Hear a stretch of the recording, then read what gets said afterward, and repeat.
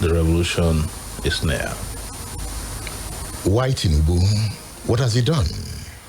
Tinubu, in 54 days of being in power, has introduced the highest level of suffering that's dislocated, policies, I would say, that's dislocated the economy in such a way that there's nobody in doubt as of today that the government didn't mean well for the nation. And they're two-pronged. One is the floating of the naira. As of today, the naira is almost 900 naira to $1. It'll probably reach 1,000 naira to $1 before the end of the year. And the bitterest one is the removal of fuel subsidy, which has now made it impossible for about 80% of the populace who are engaging in informal economic activities to be grounded completely. Are they grounded? Yeah. If people cannot afford to buy fuel to the point that they have to walk to and from work, then they are grounded. If people can no longer move from one place to the other to do their business because they've been priced out of their ability to do so, they are grounded. If people don't have wages that can support their basic needs, they are grounded. And there's no question about that as of today. And you can see that an attempt to introduce palliatives fell flat on its face almost as soon as it was introduced. You see palliative as insults to the Nigerian people. It is an insult, but most importantly is to technically understand palliatives. It is actually a medical terminology for splashing water on a disease that you don't want to cure. In the US, when they say somebody is undergoing palliative care, it's an end-of-life type of care. That is for diseases that can be cured or won't be cured. And to introduce that into Nigeria, to say, well, we will give you 8,000, not as individuals now, but as households for 6 months.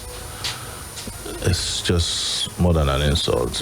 It's not just an insult, it's a denigration of the Nigerian people. Tinubu has backtracked.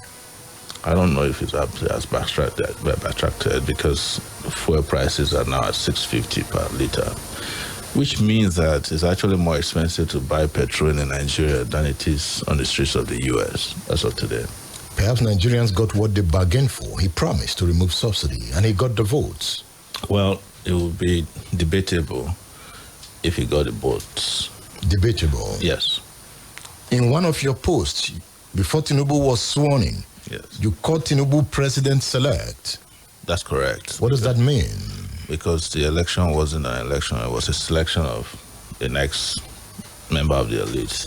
But you contested in the election. That's exactly why I have a better grip of what happened. What happened? There wasn't an election. That's what happened. There was a selection process. Who selected him?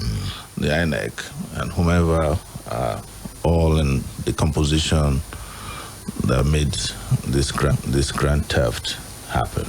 Grand theft? Yes. Would you have won that election? You don't ask who will win an election that didn't happen.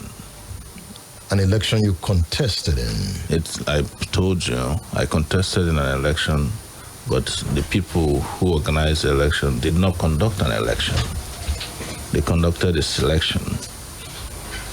That's been my position since the end of the electoral cycle in February. I've been thinking. Yes. Sowore calls for revolution now. What do you mean by revolution? It's very simple. It is a total overhaul of a system of oppression, subjugation, and denial that's been our lives. It's to make a U-turn from that process and to do so by any means necessary. Did you say any means? Yes. Democratic means, you mean? Well, I do not have any other means that I've used beyond democratic means because I had to defend this in detention and in court. So you stand for democratic revolution? a revolution is a revolution.